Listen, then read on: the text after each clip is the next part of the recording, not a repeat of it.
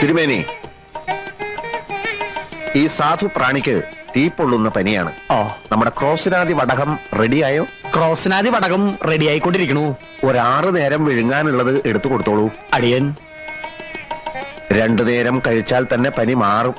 എന്നാലും മരുന്ന് നിർത്തണ്ട.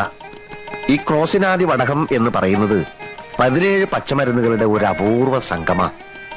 ഒരു കാര്യം മറക്കണ്ട, പരമാനന്ദ ഗുരുവിനെ മനസ്സിൽ ധ്യാനിച്ച് വേണം സേവിക്കാൻ. എഴുന്നേറ്റോളൂ. അടുത്ത ആള് വരൂ.